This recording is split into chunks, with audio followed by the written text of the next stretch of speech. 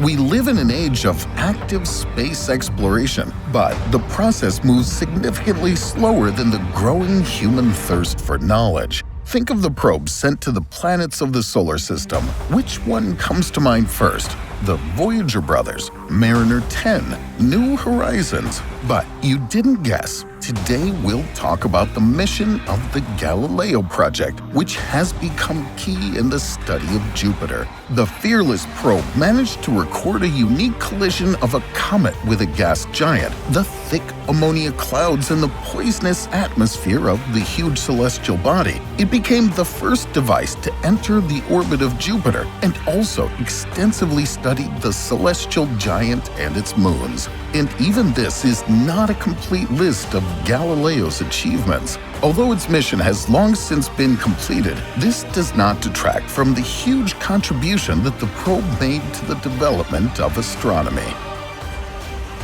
The first in outer space. When did the amazing story of the spacecraft's creation begin? Astronomers began to implement the project back in the 1970s. Then it was simply called the Jupiter Orbital Probe. At first, scientists couldn't get enough funding to carry out this mission, but the engineers achieved their goal by connecting all available connections. Despite initial success, no one gave guarantees that the material support of both the project itself and the laboratory wouldn't stop. That's why the mission took more than 10 years to complete. Initially, it was supposed that the probe would go to the orbit of Jupiter using the Columbia space shuttle, but the idea was not implemented due to the protracted development of the craft. Then the researchers decided to postpone the launch of the probe for several years, but soon they had to postpone it due to the tragedy with the Challenger. The object exploded along with the astronauts on board. 7 people died in the terrible accident. The world was in mourning for a long time, but as the wise King Solomon said, everything passes. And now on October 18, 1989, finally, the Galileo Automatic Interplanetary Station went into outer space using the Atlantis shuttle. First, the device headed towards Venus to gain additional speed. The probe didn't just fly by, it seemed to be examining the composition of the clouds that surrounded the foggy planet. After that, Galileo made 2 more gravitational maneuvers not far from the Earth. In addition, this helped to obtain more extensive information about asteroids. The first photographs taken by Galileo captured the Gaspra asteroid, which became the first such object to which an earthly research apparatus flew so close. And here are the images of the Ida asteroid. It turned out that despite its small size, it has a moon called Dactyl. A closer look at Ida even revealed craters. Up to this point, scientists had not recorded the presence of an asteroid of its own moon. What else did the probe manage to do during the second gravity assist? Galileo also scanned the moon with an ultraviolet spectrometer. This made it possible to better understand the nature of changes in the lunar regolith under the action of solar radiation. Next, the Galileo orbiter got enough speed to head straight for Jupiter. What made the mission successful? In 1994, Galileo was able to detect fragments of the Shoemaker-Levy 9 comet, which were about to enter Jupiter's dense atmospheric layer. The researchers could not observe the epic disaster directly because the fragments were moving from a side invisible from the Earth.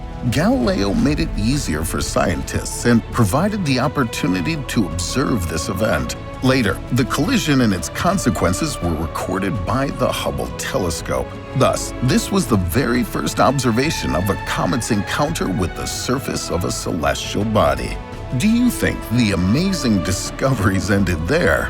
Of course not. On July 13, 1995, the greatest event in the history of astronautics took place. The descent vehicle left the orbital module and headed for the poisoned clouds of Jupiter. At this time, Galileo was collecting information about temperature fluctuations, atmospheric components, and the spread of radiation on the gas giant. The last point, from the very beginning, represented a significant danger to the probe and the mission as a whole. Approximately 60% of the total radiation the device received in just 1 hour of data collection work, staying at a small distance from the planet. But this was not the only trouble. In addition, the normal operation of the apparatus was hindered by the so-called electrostatic discharges. How great the threat was and how it would affect the operation of the probe, it was impossible to know in advance. Everything was decided only on the spot. So, in December 1995, Galileo flew at a very close distance from Io, Jupiter's moon, whose gravity helped move the probe to the desired orbit.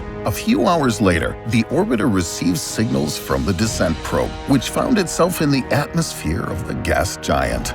In less than an hour, astronomers were able to verify that the probe was fully operational and capable of collecting data obtained by monitoring Jupiter's atmosphere. Scientists breathed a sigh of relief because their many years of painstaking work did not go to waste.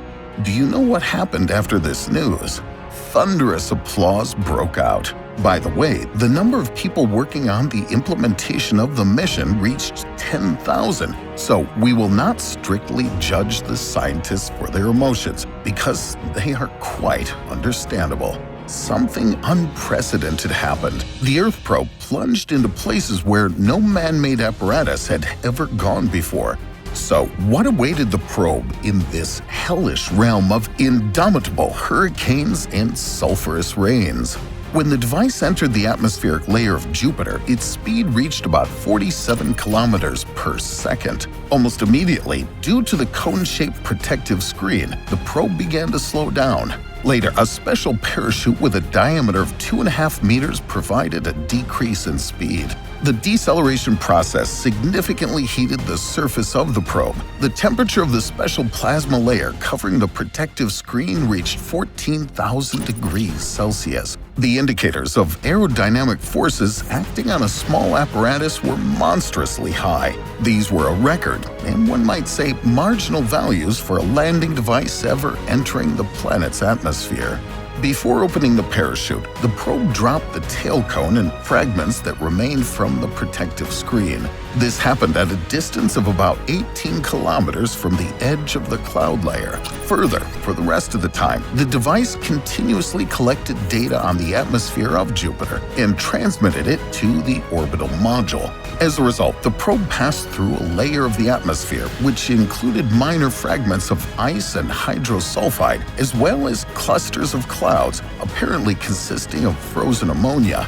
As it turned out, there was not as much water in the atmosphere of Jupiter as it was assumed before the start of the mission. Later, scientists suggested that the device descended in a place where the atmosphere was drier than in other parts of the planet. In another way, such an area is called a hotspot. Last year, NASA confirmed this theory based on data from the Juno spacecraft, which began exploring Jupiter after Galileo. Most likely, the chemical elements and substances in the atmosphere of the gas giant are not well mixed with each other, so their concentration differs depending on the location. How can one appreciate the desperate journey of a fragile Earth probe into the Jovian atmosphere?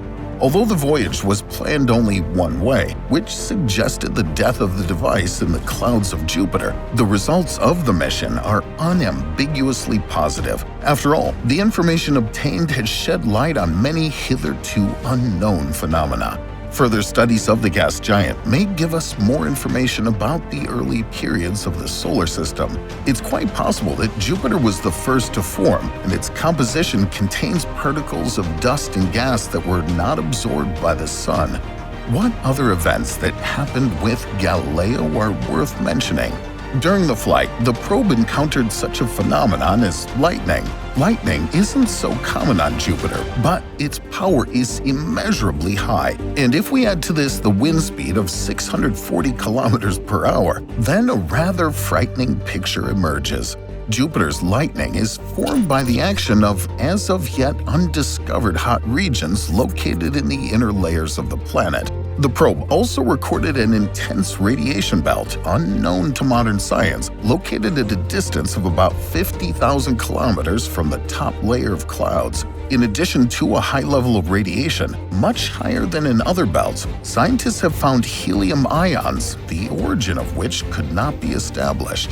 The device stopped collecting data after entering a turbulent layer with a temperature of about 153 degrees Celsius and a pressure of more than 20 bar. Probably the atmosphere, which consists mainly of hydrogen and helium, got inside the device. That is, the probe lost its seal. Thus, the short but fruitful existence of the landing probe ended. Meanwhile, the Galileo orbiter moved into a highly elliptical orbit, thus becoming an artificial moon of Jupiter. Be that as it may, the probe overcame incredible difficulties along the way, provided valuable data on the atmosphere of Jupiter, and forced scientists to disprove many established theories.